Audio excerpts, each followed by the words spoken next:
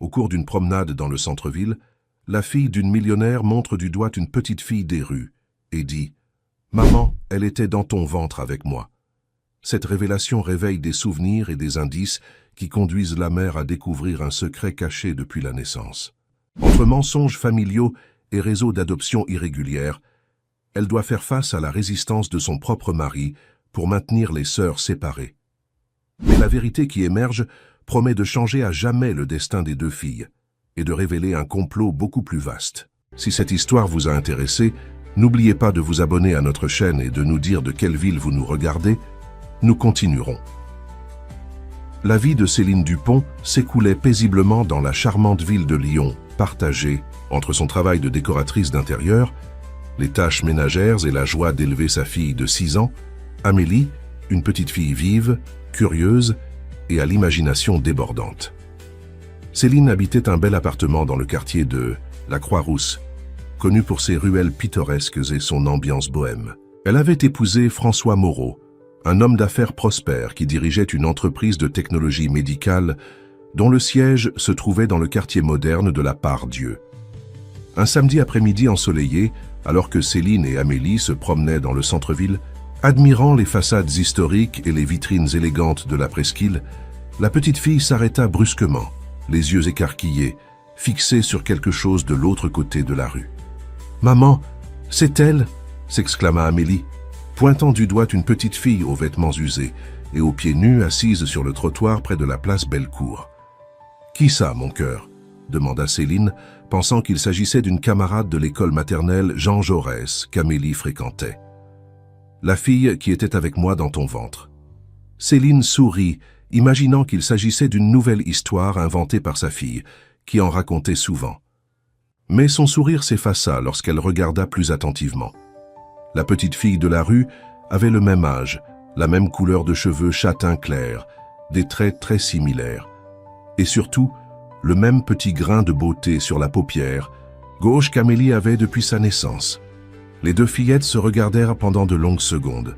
La petite fille de la rue semblait hypnotisée, comme si elle reconnaissait Amélie, mais sans comprendre comment. Lorsque Céline s'approcha, elle s'éloigna rapidement, disparaissant au coin de la rue du président Édouard Herriot. Les jours suivants, Amélie continua à parler de sa sœur du ventre, qui apparaissait dans ses rêves. Elle décrivait des jeux, des conversations et même une cachette où elle restait avant de naître. Céline, troublée, décida d'enquêter. Elle commença par les documents de l'accouchement. Elle revit les examens, les certificats, et se rappela des commentaires vagues des infirmières de l'hôpital de la Croix-Rousse qu'elle n'avait pas compris à l'époque. En questionnant l'hôpital, elle trouva des lacunes et des réponses évasives. C'est alors qu'en pressant sa belle famille, elle découvrit la vérité. Sa belle-mère, Elisabeth Moreau, avait assisté à la naissance de 2 petites filles le jour de l'accouchement. L'une d'elles, plus fragile, était née avec des problèmes respiratoires. Elisabeth, craignant que Céline ne supporte pas la pression, avait décidé de confier le bébé à des connaissances, sans son consentement. L'enfant avait été accueilli par Martine Laurent, une femme modeste, veuve, qui l'avait élevé, avec amour mais sans ressources, dans le quartier populaire de la Guillotière. La petite, prénommée Élodie, avait grandi entre foyer d'accueil et période dans la rue, bien qu'entourée par l'affection de sa mère adoptive. Mais cette rencontre n'était pas le fruit du hasard.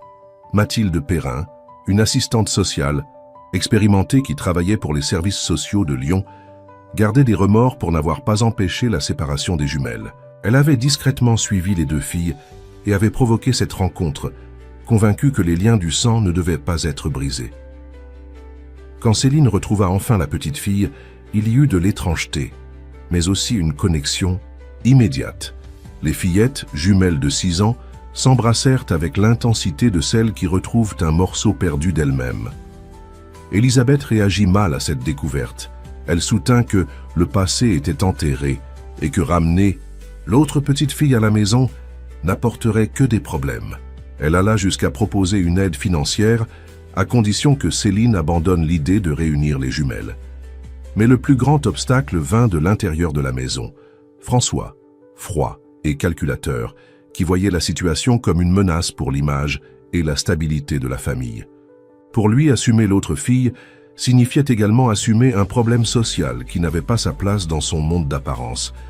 Il proposa de payer pour l'éducation de la petite ailleurs, loin de Lyon, la gardant à distance, mais Céline refusa catégoriquement. Ce refus déclencha un conflit silencieux. François commença à contrôler plus strictement les finances, insinuant qu'avec 2 bouches supplémentaires à nourrir, la vie confortable qu'il menait pourrait s'effondrer.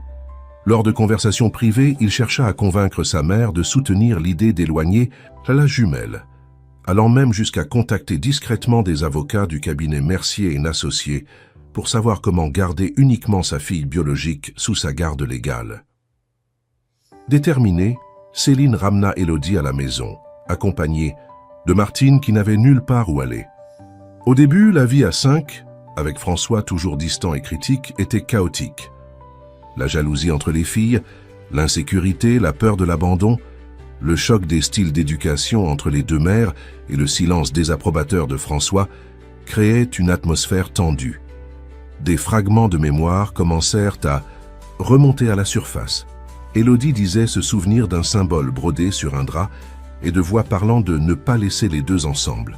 Ces indices amenèrent Céline à approfondir son enquête, découvrant un ancien employé de l'hôpital qui insinua l'existence d'un réseau d'adoption irrégulière opérant dans plusieurs cliniques de la région Rhône-Alpes.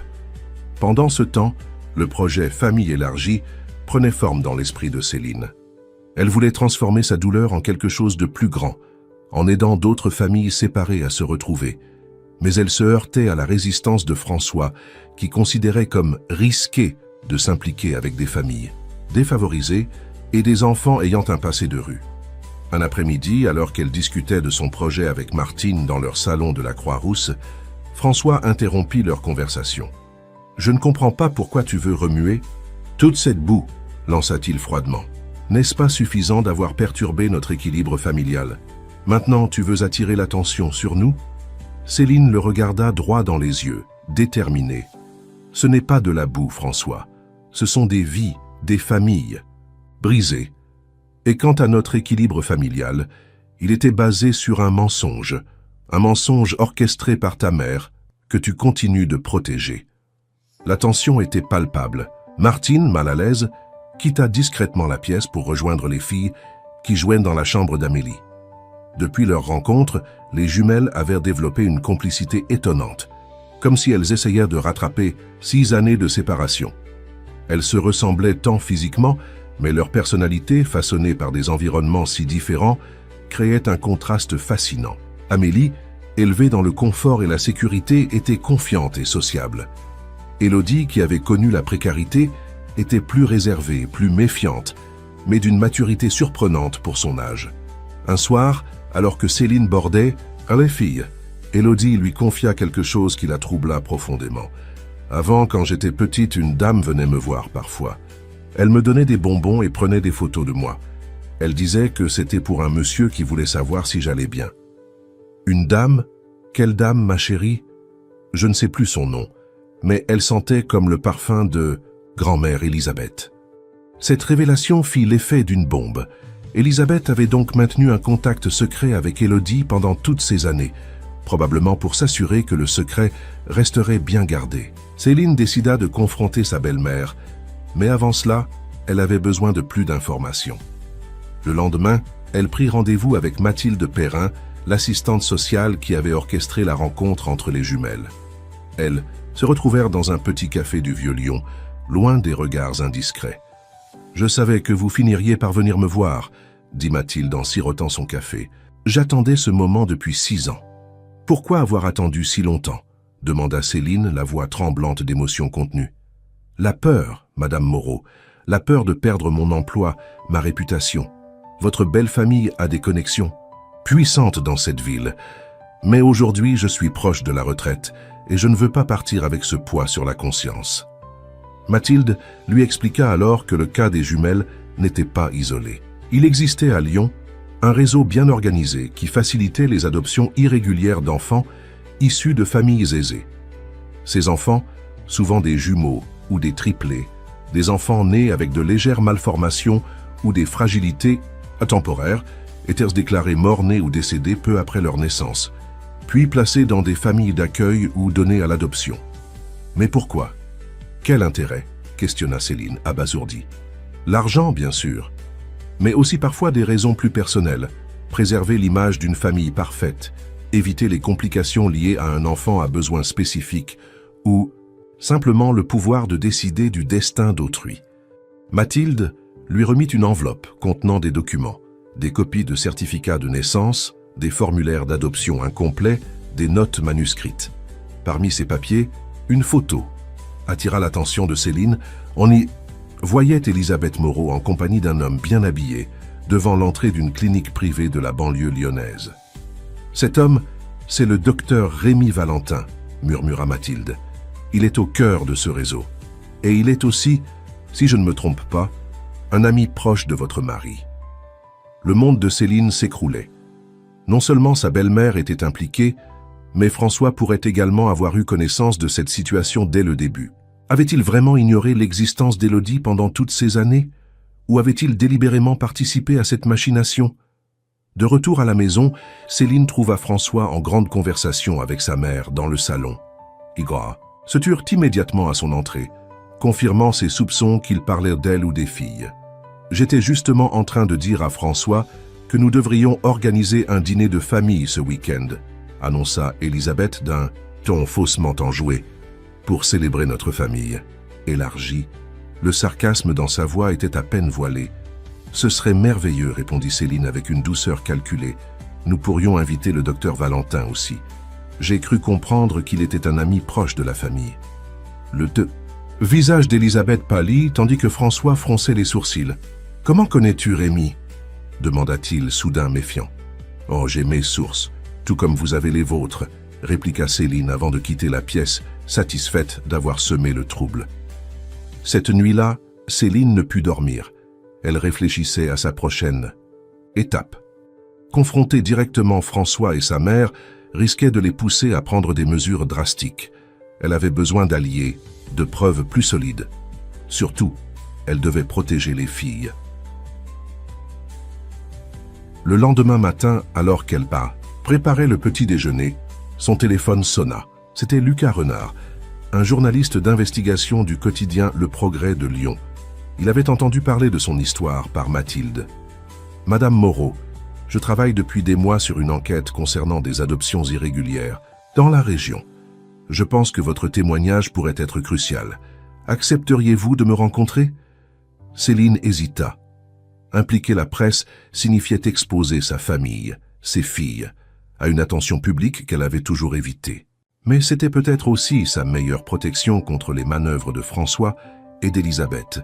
« D'accord, finit-elle par dire, mais à une condition, l'anonymat complet pour mes filles. »« Bien sûr, je comprends. Retrouvons-nous cet après-midi au parc de la Tête d'Or, près du lac. C'est assez fréquenté pour ne pas attirer l'attention, mais suffisamment vaste pour parler discrètement. » Pendant ce temps, à l'insu de Céline, François avait pris ses propres dispositions. Dans son bureau luxueux de la Part-Dieu, il consultait Pierre Mercier, un avocat spécialisé en droit de la famille. « Je veux savoir quelles sont mes options si ma femme devient, disons, trop instable pour s'occuper convenablement de notre fille, » expliqua-t-il, choisissant soigneusement ses mots. Le parc de la Tête d'Or, poumon vert de Lyon, offrait ce jour-là un spectacle enchanteur. Les roses du jardin botanique étaient en pleine floraison, et les familles profitaient du soleil autour du lac. Céline s'assit sur un banc, observant les enfants qui nourrissaient les canards, se demandant combien d'entre eux avaient été séparés de leurs frères et sœurs sans le savoir. Lucas Renard arriva quelques minutes plus tard. Grand, mince, la trentaine, il dégageait une aura de détermination tranquille. Il s'assit à côté d'elle et sortit un petit enregistreur. « Si vous préférez que je n'enregistre pas, je peux simplement prendre des notes, » proposa-t-il. « Non, allez-y. Je veux que tout soit documenté précisément. » Pendant près de 2 heures, Céline lui raconta tout. La découverte d'Élodie, les aveux partiels d'Elisabeth, ses soupçons concernant François et ce que Mathilde lui avait révélé sur le réseau d'adoption. « Ce qui me trouble le plus, conclut-elle, c'est de penser à tous ces parents qui croient avoir perdu un enfant, alors qu'il est quelque part vivant, peut-être même dans la même ville. » Lucas hocha gravement la tête. Votre histoire rejoint exactement ce que mon enquête a révélé jusqu'à présent. Des dizaines de cas similaires au cours des 10 dernières années. Et toujours les mêmes noms qui reviennent. La clinique Les Cèdres, le docteur Valentin et plusieurs intermédiaires bien placés, dont possiblement votre belle-mère. Qu'est-ce que je devrais faire maintenant ? Demanda Céline, désorientée face à l'ampleur de la situation. D'abord, protégez-vous légalement. Consultez un avocat indépendant, quelqu'un qui n'a aucun lien avec votre mari ou sa famille. Ensuite, rassemblez toutes les preuves possibles. Documents médicaux, témoignages, tout ce qui pourrait établir la filiation entre vos filles. Il lui tendit sa carte. Je vais continuer mon investigation de mon côté. Si vous découvrez quoi que ce soit d'important, contactez-moi. Et soyez prudente, Madame Moreau. Ces gens ont beaucoup à perdre. Sur le chemin du retour, Céline sentit qu'elle était suivie. Une voiture noire roulait lentement derrière elle, gardant toujours la même distance. Paniquée, elle accéléra le pas et se réfugia dans une boulangerie. Quand elle en ressortit 10 minutes plus tard, la voiture avait disparu. Était-ce son imagination ou François avait-il déjà commencé à la surveiller?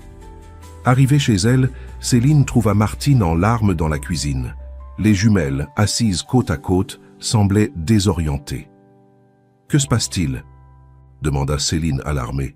« Madame Elisabeth est venue pendant votre absence, » expliqua Martine entre deux sanglots. « Elle a dit des choses terribles, que j'étais une voleuse d'enfants, que je n'avais aucun droit sur Élodie, que la police viendrait me chercher. » Céline serra les poings de colère. Elisabeth franchissait toutes les limites. « Elle ment, Martine. C'est elle qui a orchestré la séparation des filles. Tu as sauvé Élodie. Tu l'as aimée et protégée quand sa propre famille lui tournait le dos. » Elle s'agenouilla devant les jumelles et prit leurs mains dans les siennes. « Écoutez-moi bien toutes les deux. Personne ne va vous séparer à nouveau. Personne, je vous le promets. » Cette nuit-là, Céline prit une décision radicale.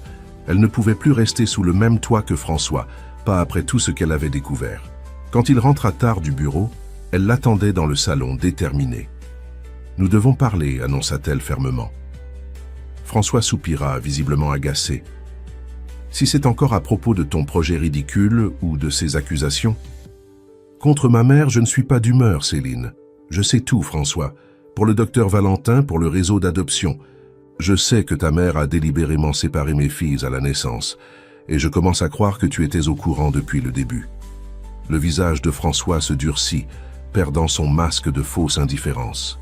« Tu ne sais rien. Du tout. Tu joues avec des forces qui te dépassent. Est-ce une menace? Prends-le comme tu veux. Mais réfléchis bien. Qui aura la garde d'Amélie si tu continues sur cette voie? Une mère instable qui invente des complots ou un père respectable avec des moyens et des relations? La menace était claire. François était prêt à utiliser tous les moyens pour la faire taire, y compris lui enlever sa fille. « Je pars demain, » déclara Céline, « avec les filles et Martine. Nous irons chez ma sœur à Villeurbanne jusqu'à ce que je trouve un appartement. »« Tu n'iras nulle part avec Emma, fille, » gronda François. Quant à l'autre et sa pseudo-mère, bon débarras. Céline se leva, tremblante mais résolue. « Amélie et Élodie sont inséparables maintenant. Si tu essaies de les séparer à nouveau, je me battrai de toutes mes forces. Et crois-moi, je ne serai pas seul. » Le lendemain matin, pendant que François était au bureau, Céline et Martine empaquetèrent rapidement leurs affaires essentielles. Les jumelles, sentant la tension, restaient silencieuses, se tenant par la main comme pour se donner du courage. Alors qu'elles chargèrent la voiture, Céline reçut un appel de Lucas. « J'ai trouvé quelque chose d'important », annonça-t-il sans préambule. Un ancien infirmier de la clinique Les Cèdres accepte de témoigner. Il a des documents qui prouvent l'existence du réseau. Et votre belle-mère est clairement impliquée. « C'est fantastique, Lucas !» s'exclama Céline, sentant un poids se lever de ses épaules. « Avec ça, nous pourrons peut-être faire bouger les choses. » « Il y a plus, poursuivit le journaliste. Le docteur Valentin n'est pas seulement un ami de votre mari. Ils sont associés dans plusieurs investissements immobiliers, notamment dans un complexe de luxe construit sur le terrain de l'ancienne clinique où vous avez accouché. La clinique a été mystérieusement fermée il y a 3 ans, juste après que des rumeurs sur des pratiques douteuses aient commencé à circuler. Cette révélation fut comme un coup de poignard. Non seulement François était au courant, mais il profitait financièrement de ce système odieux. « Je quitte la maison aujourd'hui », informa Céline. « François a menacé de me faire perdre la garde d'Amélie. Soyez prudente. Ces gens n'hésiteront pas à utiliser tous les moyens pour vous faire taire. Où irez-vous » ? « Chez ma sœur à Villeurbanne pour l'instant. Mais je dois trouver un logement permanent rapidement. J'ai peut-être une solution temporaire. Une association avec laquelle je travaille possède plusieurs appartements pour les personnes en situation d'urgence. Je peux voir s'il y en a un de disponible. Ce serait merveilleux, merci Lucas. » Après avoir raccroché, Céline termina les préparatifs. Juste avant de partir, elle laissa une lettre à François expliquant ses raisons et lui demandant de réfléchir à ses priorités. Sa famille ou ses secrets. Chez Claire, la sœur de Céline, l'accueil fut chaleureux mais inquiet. Claire, professeure de lettres dans un lycée de Villeurbanne, vivait seule dans un appartement modeste mais confortable. « Tu as bien fait de venir », affirma-t-elle en aidant à installer les lits d'appoint pour les filles. « Mais je suis inquiète. Céline, François a beaucoup de pouvoir dans cette ville. Je sais, soupira Céline.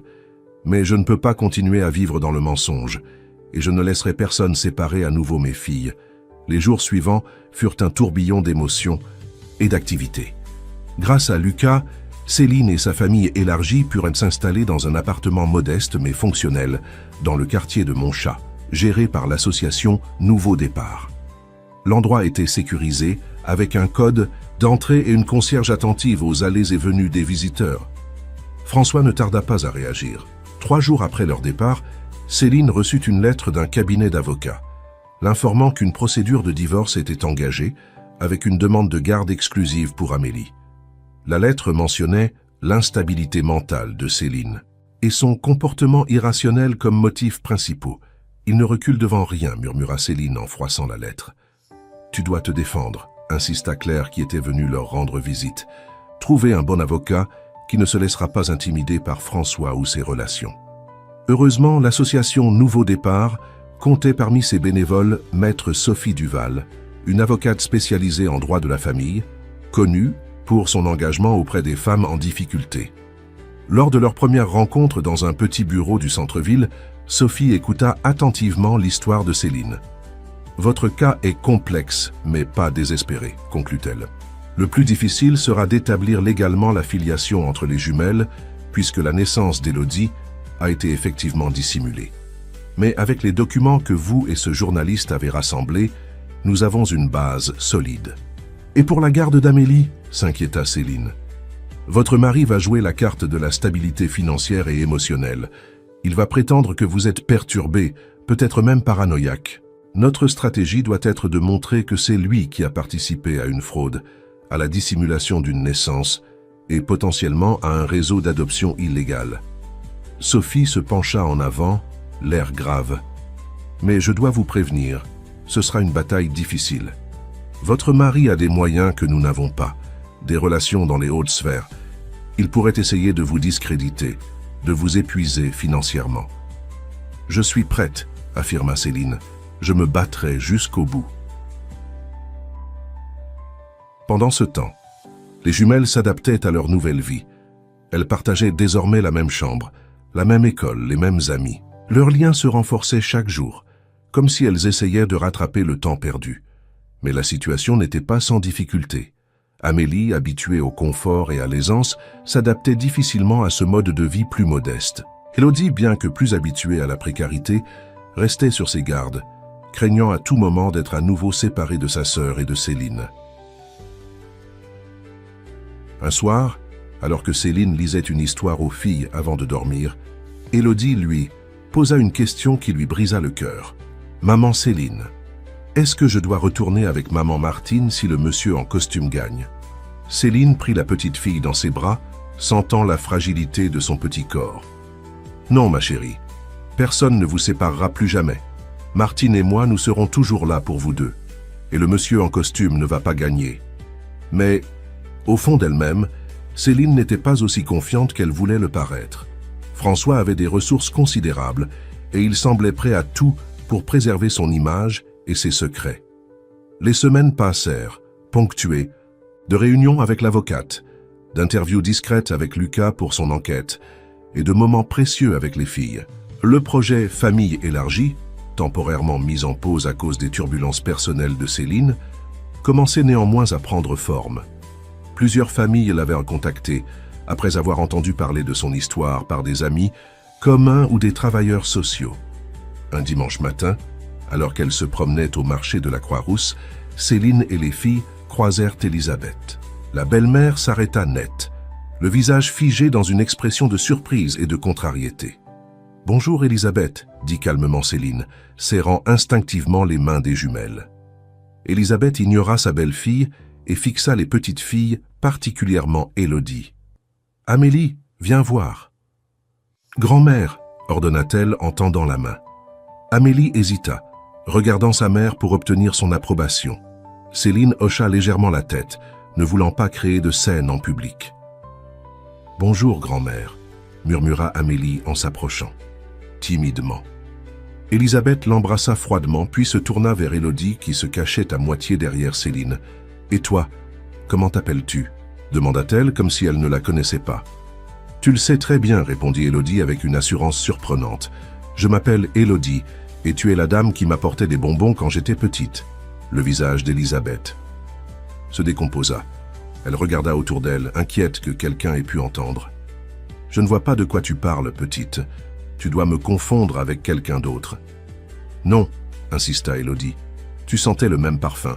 Et tu portais toujours un collier avec une pierre bleue comme celui-là. » Elle pointa du doigt le saphir qui ornait le cou d'Elisabeth. La vieille dame porta instinctivement la main à son bijou, comme pour le protéger du regard accusateur de l'enfant. « Céline, je ne sais pas quelles histoires absurdes tu as mises dans la tête de cet enfant, mais cela doit cesser, » siffla Elisabeth. « François est déterminé à récupérer sa fille, sa vraie fille. Ne rends pas les choses plus difficiles qu'elles ne le sont déjà. »« Sa vraie fille » répéta Céline indignée. « Elles sont toutes les deux mes vraies filles. »« Elisabeth. Et je me battrai pour elles avec la dernière énergie. »« Nous verrons cela, » répliqua Elisabeth, avant de tourner les talons et de s'éloigner d'un pas raide. Cette rencontre troubla profondément Céline. Elle réalisa que la bataille serait encore plus rude qu'elle ne l'imaginait. François et sa mère étaient prêts à nier l'évidence, à réécrire l'histoire pour préserver leurs intérêts. De retour à l'appartement, elle appela immédiatement Lucas pour lui raconter l'incident. « C'est exactement ce à quoi nous devons nous attendre », confirma le journaliste. « Ils vont tout nier en bloc, même face aux preuves les plus évidentes. » Mais le témoignage d'Élodie est crucial, non ? Elle se souvient clairement d'Elisabeth lui rendant visite. Certainement, mais un tribunal pourrait considérer qu'une enfant de 6 ans est facilement influençable. Nous avons besoin de preuves plus tangibles. Et je crois que nous sommes sur le point d'en obtenir. Que voulez-vous dire ? L'infirmier dont je vous ai parlé, Victor Leroy, a accepté de témoigner officiellement. Et il a conservé des copies de certains documents compromettants. Des registres de naissance falsifiés, des formulaires d'adoption irréguliers et même des reçus de paiement suspects. Votre belle-mère apparaît dans plusieurs de ces documents. Une lueur d'espoir s'alluma dans le cœur de Céline. Avec ces preuves, peut-être pourrait-elle enfin faire éclater la vérité et protéger ses filles.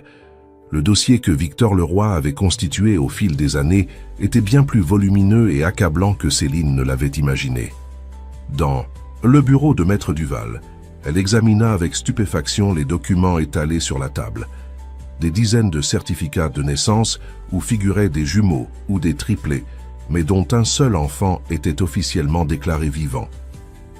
Des formulaires d'adoption avec des signatures falsifiées, des registres de paiement codés, où apparaissaient les noms de familles influentes de Lyon. « C'est inimaginable », murmura Céline, bouleversée par l'ampleur du système. « Malheureusement, c'est bien réel », confirma Sophie Duval en ajustant ses lunettes, « et votre cas n'est que la partie émergée de l'iceberg. » Victor Leroy, un homme d'une 50aine d'années au visage marqué par les années, leur expliqua comment il avait découvert le réseau. « J'étais infirmier en chef à la maternité des Cèdres. Au début, je n'ai rien soupçonné.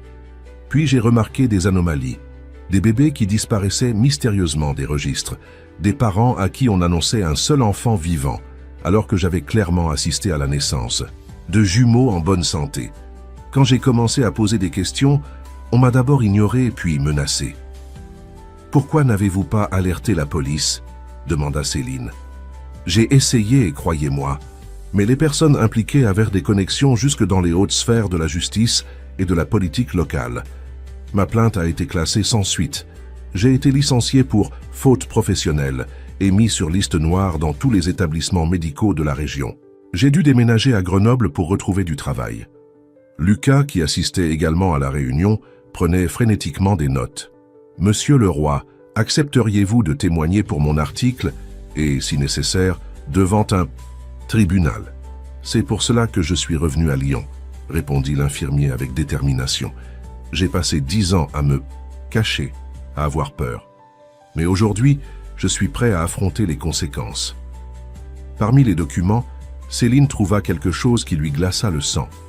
Une photo d'Elisabeth avec le docteur Valentin, datée du jour de son accouchement, accompagnée d'une note manuscrite indiquant « Camoro jumeaux adoption spéciale pour eux deux. » « Eux deux, murmura-t-elle. Élodie était simplement un numéro pour eux. Sophie examina la photo avec attention. « C'est une preuve directe de l'implication de votre belle-mère. Avec cela et le témoignage de Monsieur le Roi, nous avons un dossier solide pour contester les allégations de votre mari concernant votre stabilité mentale. Mais cela va au-delà d'une simple bataille pour la garde, » intervint Lucas. « C'est un scandale qui touche des dizaines de familles. Il faut que cette histoire éclate au grand... » Céline hésita. Elle voulait justice, bien sûr, mais elle craignait aussi les conséquences d'une telle exposition médiatique sur ses filles. « Je veux d'abord assurer la sécurité d'Amélie et d'Élodie. Si cette histoire devient publique, François pourrait devenir encore plus désespéré. » « Justement, répliqua Sophie, la publicité peut être votre meilleure protection. François et sa mère seront moins enclins à agir de manière imprudente si les projecteurs sont braqués sur eux. » Après une longue discussion, ils élaborèrent un plan en 2 temps. D'abord, utiliser les preuves pour sécuriser légalement la situation des jumelles, puis révéler progressivement l'affaire au public via l'enquête de Lucas, en commençant par des articles anonymisés. En rentrant à l'appartement ce soir-là, Céline se sentait à la fois épuisée et revigorée. Pour la première fois depuis des semaines, elle avait l'impression d'avoir une chance réelle de l'emporter. Martine l'attendait, visiblement préoccupée. « Un homme est venu pendant ton absence », annonça-t-elle dès que Céline franchit la porte. « Il a dit être un assistant social, qu'il devait évaluer les conditions de vie des filles. »« Un assistant social ?» répéta Céline, alarmée. « A-t-il montré une carte professionnelle ?»« Oui, mais j'ai refusé de le laisser entrer sans... »« Tais-toi, il a dit qu'il reviendrait demain. »« Tu as bien fait, Martine. Je crains que ce ne soit encore une manœuvre de François. » Ses craintes se confirmèrent le lendemain lorsqu'elle appela les services sociaux pour vérifier. Aucune visite n'avait été programmée à leur adresse. François tentait clairement d'obtenir des informations ou des images qui pourraient être utilisées contre elle. Cette tentative d'intrusion renforça sa détermination. Le soir même, elle organisa une réunion à l'appartement avec Sophie, Lucas, Victor et quelques autres familles qui avaient vécu des situations similaires et que Lucas avait réussi à contacter. Parmi elles se trouvaient les Dubois, dont la fille jumelle avait été déclarée morte-née alors qu'elle était en parfaite santé, et les Mercier, qui avaient perdu un de leurs triplés dans des circonstances similaires. « Je veux créer une association formelle », annonça Céline, « Famille retrouvée. Un espace sûr pour les parents et les enfants séparés par ce réseau où ils pourront s'entraider, partager leurs histoires et surtout unir leurs forces pour obtenir justice. » L'idée fut accueillie avec enthousiasme. Chacun proposa sa contribution.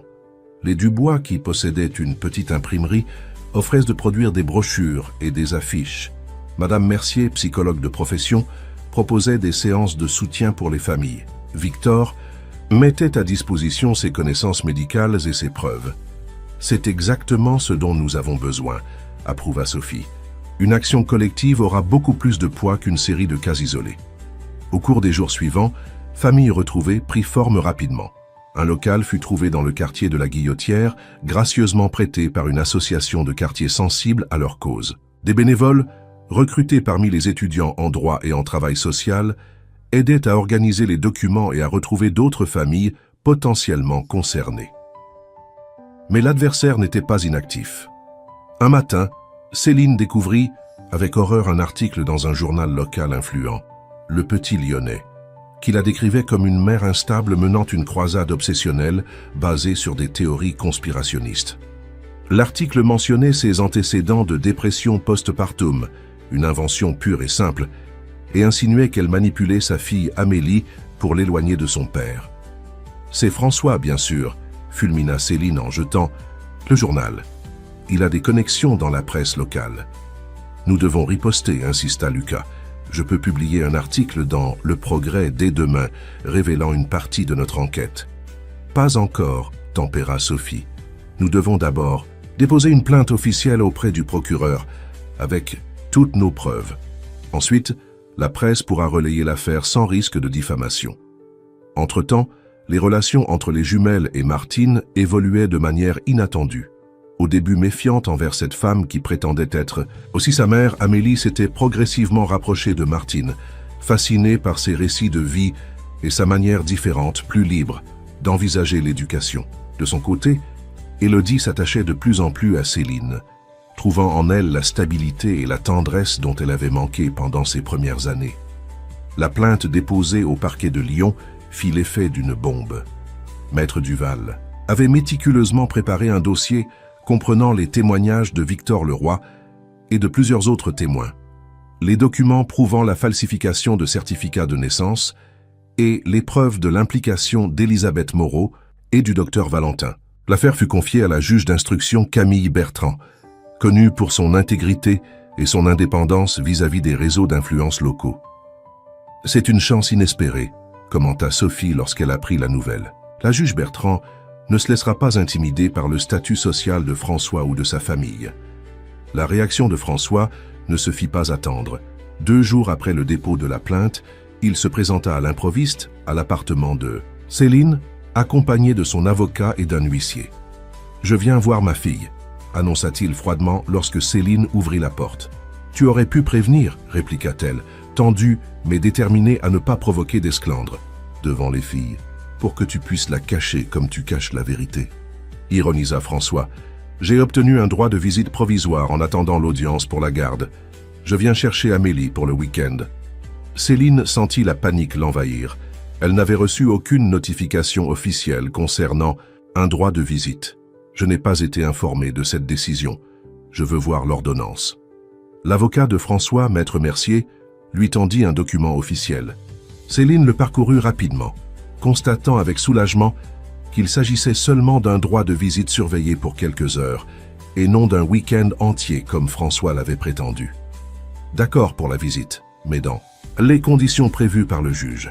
3 heures aujourd'hui en présence d'un tiers neutre.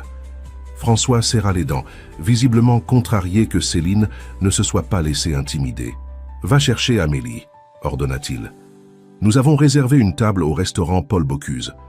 Je vais la chercher, acquiesça Céline. Mais je te préviens, elle ne partira pas sans sa sœur. »« Sa sœur » cracha François. « Cet enfant n'est pas sa sœur. C'est juste une erreur, un accident que ma mère a essayé de corriger. » Ces mots cruels, prononcés assez fort pour être entendus dans l'appartement, figèrent l'atmosphère. Les jumelles qui jouaient dans leur chambre apparurent dans le couloir, main dans la main, comme toujours. « Papa » appela timidement Amélie. François se composa instantanément un visage souriant, s'agenouillant pour accueillir sa fille. « Ma princesse, tu m'as tellement manqué !» Mais Amélie ne se précipita pas dans ses bras comme autrefois. Elle resta là, hésitante, serrant plus fort la main d'Élodie. « Pourquoi tu as dit qu'Élodie n'est pas ma sœur ?» demanda-t-elle, ses grands yeux bleus fixés sur son père avec une intensité troublante pour une enfant de son âge. François lança un regard accusateur à Céline, comme pour l'accuser d'avoir monté leur fille contre lui. « Je n'ai jamais dit ça, ma chérie. Tu as du mal comprendre. »« Si, tu l'as dit, insista Amélie. Tu as dit que c'était une erreur, mais ce n'est pas vrai. Élodie, c'est comme moi, mais en dehors. Avant, elle était avec moi dans le ventre de maman, l'a dit. » Simplicité et la conviction avec lesquelles Amélie s'exprimait laissèrent François sans voix. Pour la première fois, il semblait réaliser que sa fille avait une perception très claire de la situation, malgré son jeune âge. « Viens, nous parlerons de tout ça au restaurant, » proposa-t-il en tendant la main. « Je veux qu'Élodie vienne aussi, » exigea Amélie. « Ce n'est pas possible, ma princesse. Le juge a dit que je pouvais te voir, toi, pas... » L'autre. Elle s'appelle Élodie, corrigea fermement Amélie. Et si elle ne vient pas, moi non plus. La détermination de la petite fille surprit tout le monde, surtout François qui n'avait jamais vu sa fille lui tenir tête de cette manière. « Amélie, tu dois obéir à ton père, tenta-t-il, perdant. « Patience. »« Non, répondit simplement Amélie en reculant d'un pas. Je ne veux pas aller avec toi si tu n'aimes pas ma sœur. » L'huissier, visiblement mal à l'aise, intervint. « Monsieur Moreau, nous ne pouvons pas forcer l'enfant. Ce serait considéré comme une contrainte et pourrait jouer en votre défaveur lors de l'audience pour la garde. » François fulminait, mais il était coincé.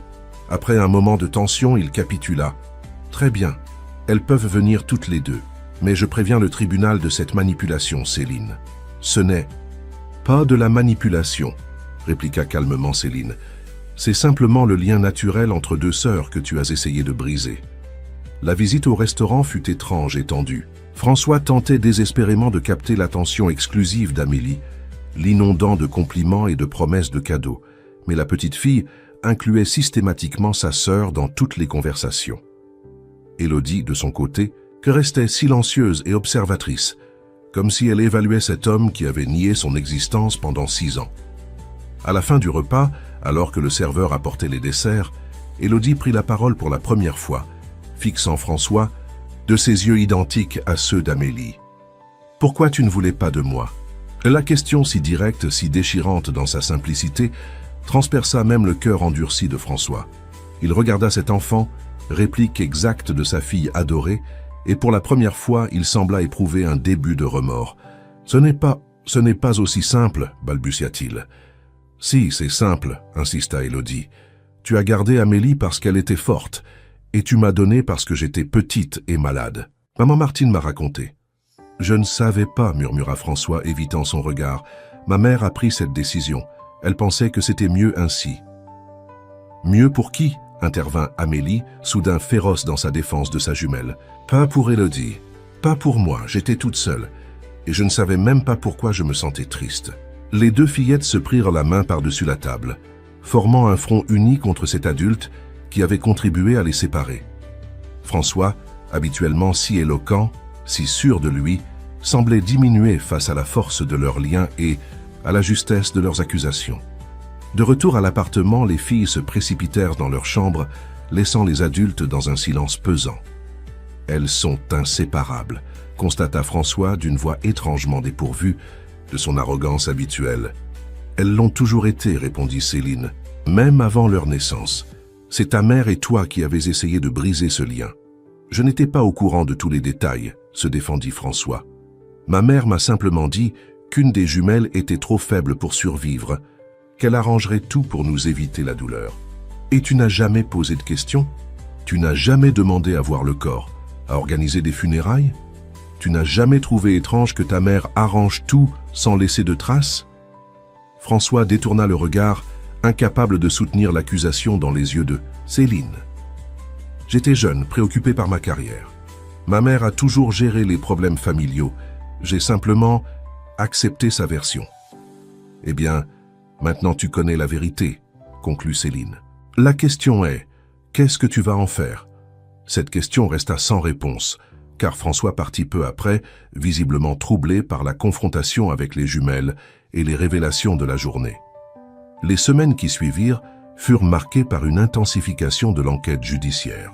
La juge Bertrand, déterminée à faire toute la lumière sur cette affaire, ordonna des perquisitions à la clinique Les Cèdres, désormais fermée, ainsi qu'au domicile du docteur Valentin et au bureau personnel d'Elisabeth Moreau dans sa résidence cossue du quartier d'Ainay. Ces perquisitions portèrent leurs fruits. Dans un coffre-fort dissimulé derrière un tableau dans le bureau d'Elisabeth, les enquêteurs découvrirent un carnet détaillant méticuleusement chaque arrangement réalisé au cours des 15 dernières années. Y figurèrent les noms des familles concernées, les dates des naissances, les montants versés et les coordonnées des familles d'accueil ou des orphelinats qui avaient reçu les enfants. Le nom de Martine Laurent apparaissait clairement à côté de celui d'Élodie avec la mention « Surveillance mensuelle, rapport à FM ». FM, c'est François Moreau, réalisa Céline avec horreur lorsque Sophie lui montra une copie du document. Il était au courant depuis le début. Il recevait des rapports sur Élodie. C'est ce que tout semble indiquer, confirma gravement l'avocate. Ces preuves sont accablantes, Céline. Non seulement pour votre belle-mère, mais aussi pour votre mari et plusieurs autres personnalités influentes de Lyon mentionnées dans ce carnet. L'affaire, désormais baptisée le scandale des enfants fantômes par la presse, prenait une ampleur nationale. Le journal de Lucas publia une série d'articles documentés, présentant les témoignages de familles séparées et les preuves recueillies.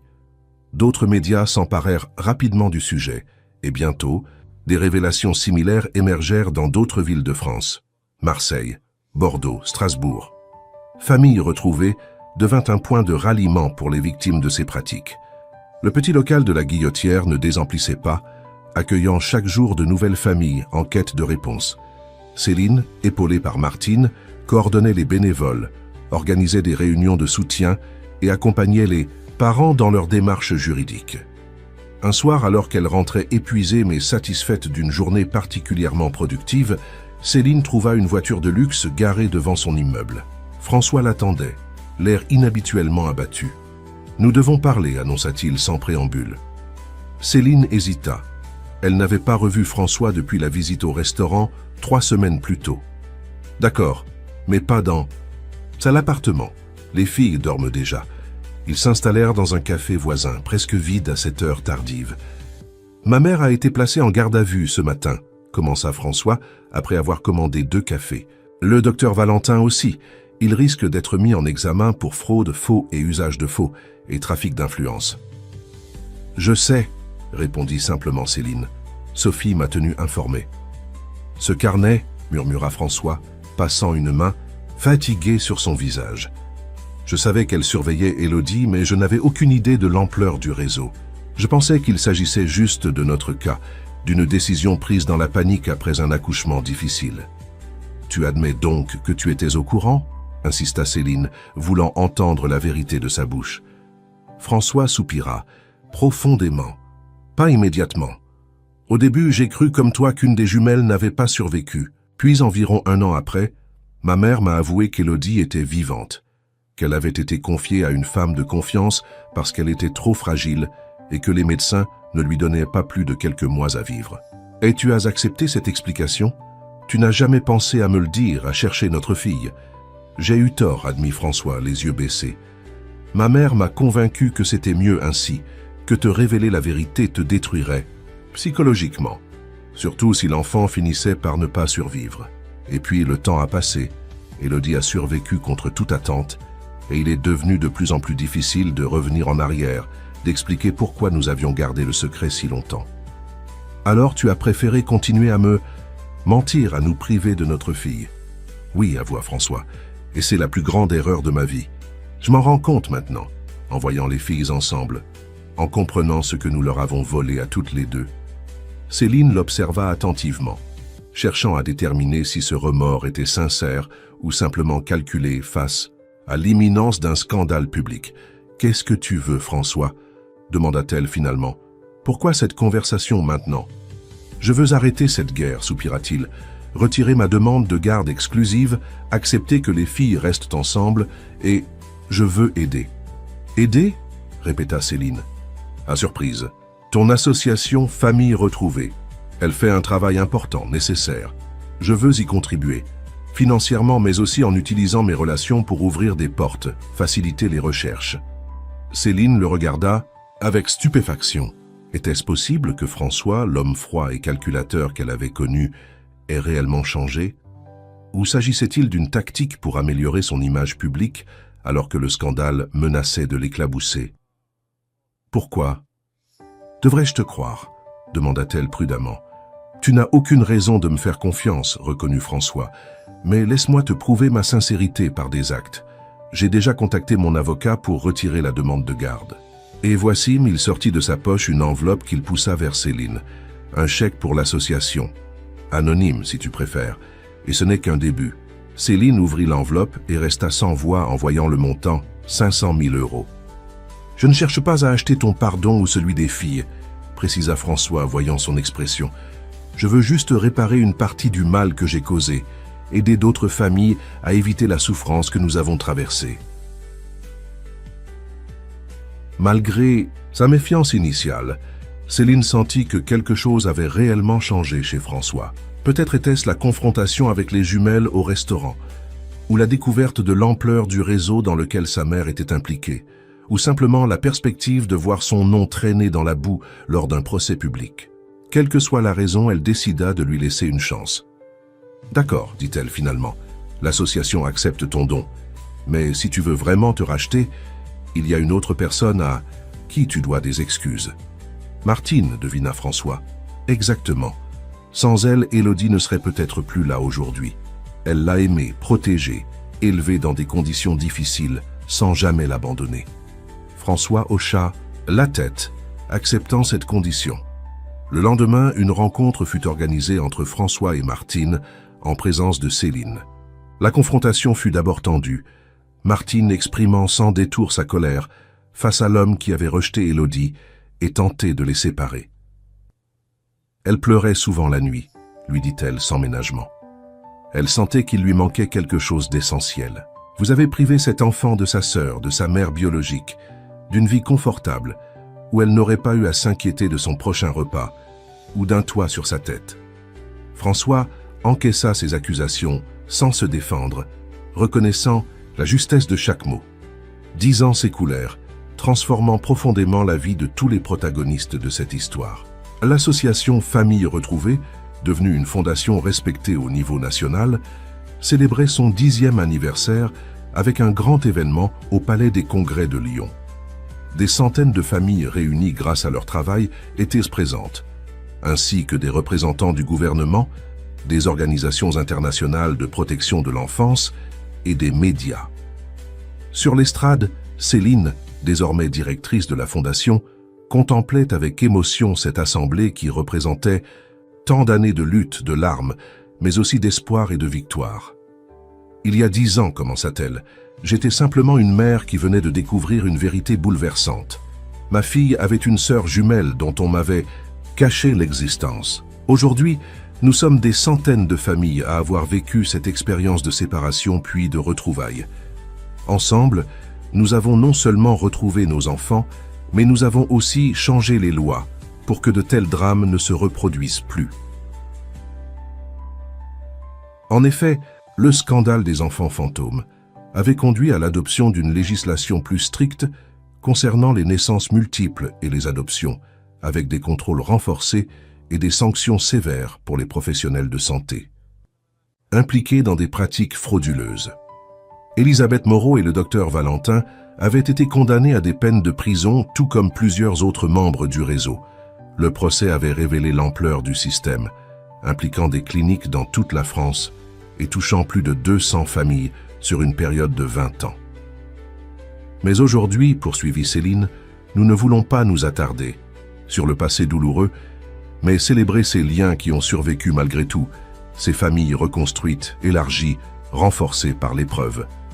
Dans la salle, au premier rang, se tenaient Amélie et Élodie, désormais 2 belles jeunes, filles de 16 ans. Toujours aussi ressemblantes physiquement, elles avaient développé des personnalités complémentaires. Amélie, extravertie et passionnée par les arts, rêvait de devenir réalisatrice de documentaires. Élodie, plus réservée et analytique, s'orientait vers des études de droit, inspirée par le combat juridique de sa famille. À côté d'elle, Martine, dont les cheveux s'étaient progressivement teintés de blanc, souriait avec fierté.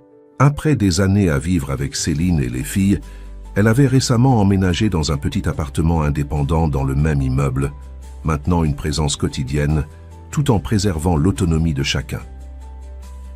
Et plus surprenant encore, François était là aussi. Après son revirement initial, il avait progressivement réintégré la vie de ses filles, d'abord par des visites hebdomadaires, puis en participant activement à leur éducation. Sa relation avec Céline était restée strictement coparentale. Trop de blessures rendaient impossible un retour à leur vie d'avant. Mais ils avaient trouvé un équilibre respectueux, centré sur le bien-être des jumelles.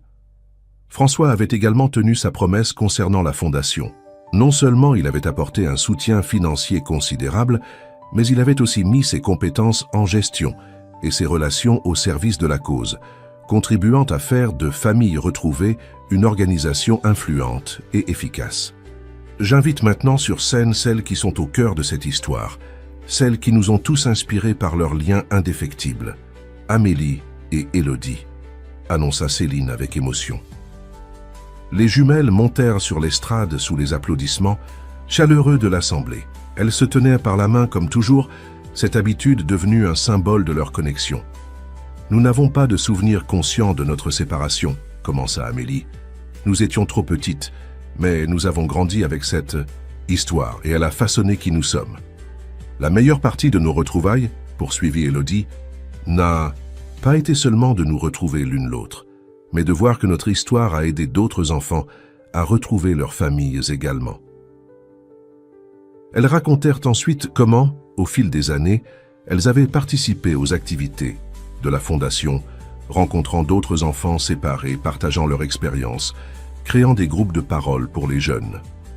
Nous avons découvert que même si la séparation laisse des cicatrices, elles peuvent devenir des sources de force, affirma Amélie. Chaque famille ici présente en est la preuve. Martine fut invitée à les rejoindre. Émue aux larmes, elle évoqua ses premières années difficiles avec Élodie. Quand on m'a confié cette petite fille, je pensais que j'allais sauver sa vie, confia-t-elle. Mais en réalité, c'est elle qui a sauvé la mienne. Elle m'a donné un but, une raison de me battre chaque jour. Et puis, quand nous avons retrouvé Céline et Amélie, notre famille s'est agrandie d'une façon que je n'aurais jamais imaginée. Elle se tourna vers Céline avec un regard plein de gratitude. Merci de m'avoir accueilli, de m'avoir fait une place dans votre vie, de ne jamais avoir essayé de remplacer le lien que j'avais avec Élodie. Céline l'embrassa tendrement, reconnaissant la beauté de cette famille peu conventionnelle qu'elles avaient construite ensemble. François fut le dernier à monter sur scène, visiblement nerveux face à cette assemblée qui connaissait son rôle initial dans la séparation des jumelles. Il avait changé au fil des années. Son visage autrefois dur s'était adouci. Ses priorités s'étaient réalignées autour de ses filles et de la Fondation. « Je suis probablement la dernière personne que vous vous attendiez à voir ici », commença-t-il avec une humilité qui lui aurait été étrangère 10 ans plus tôt. « J'ai été du mauvais côté de cette histoire, complice par mon silence, par ma lâcheté. Et pourtant, ma famille m'a offert une seconde chance que je ne méritais pas. » Il marqua une pause émue. Observer le lien entre Amélie et Élodie, voir comment elles se complètent, se comprennent sans mots, m'a fait comprendre la monstruosité de ce que ma mère et moi avions fait. On ne peut pas séparer ce qui est destiné à rester uni. Ces 10 années m'ont appris l'humilité, la rédemption et surtout ce que signifie vraiment être un père. La cérémonie se poursuivit avec d'autres témoignages poignants, des présentations des avancées légales obtenues et l'annonce de nouveaux projets pour la Fondation, notamment un centre de recherche international sur les liens fraternels et leur importance dans le développement de l'enfant. À la fin de la soirée, alors que la foule se dispersait lentement, la famille au complet, Céline, Martine, François et les jumelles, se retrouva dans un coin tranquille du hall. « Nous avons parcouru un long chemin », constata Céline en regardant ses filles, avec fierté. « Et ce n'est que le début », ajouta Amélie avec enthousiasme. « Élodie et moi, nous avons des projets pour développer la branche jeunesse de la Fondation. Nous voulons créer un programme spécifique pour les adolescents retrouvés, » expliqua Élodie. Un espace où ils peuvent exprimer leurs émotions, leurs questionnements sur l'identité à travers l'art, l'écriture, la musique. François hocha la tête avec approbation. Je peux vous mettre en contact avec des sponsors potentiels pour ce projet. Plusieurs de mes partenaires commerciaux cherchent à s'investir dans des causes sociales significatives.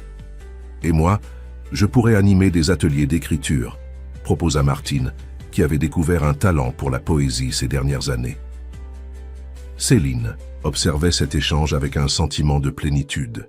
Malgré toutes les épreuves, les trahisons, les batailles juridiques, ils étaient arrivés à un équilibre qui semblait presque miraculeux. Sur le chemin du retour, dans la voiture qui les ramenait à leur appartement, plus grand maintenant, dans le quartier de Montchat qu'ils n'avaient finalement pas quitté, Céline demanda aux filles « Êtes-vous heureuses ?» Amélie et Élodie échangèrent un regard, un de ces regards identiques qui semblait contenir toute une conversation silencieuse.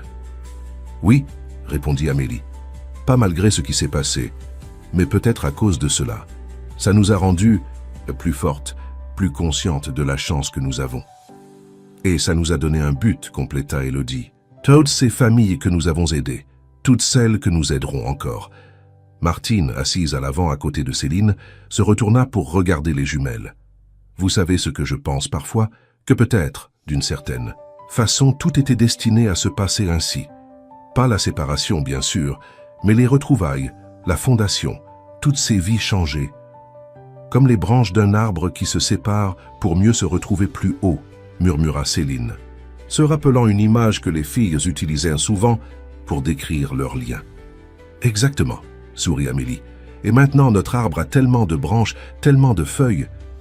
Une forêt entière, conclut Élodie, en serrant la main de sa sœur. De retour à l'appartement, tard dans la nuit, alors que Martine était retournée chez elle et que les filles dormaient, Céline s'installa sur le balcon, qui donnait sur les lumières de Lyon. Elle repensa au chemin parcouru, à cette rencontre fortuite sur la place Bellecour qui avait tout déclenché, à la petite fille aux pieds nus qui ressemblait tant à sa Amélie. Le destin, le hasard, ou peut-être simplement ce lien mystérieux entre les jumelles qui avaient refusé d'être brisées. Quelle que soit l'explication, Céline ressentait une immense gratitude pour cette seconde chance qui leur avait été offerte.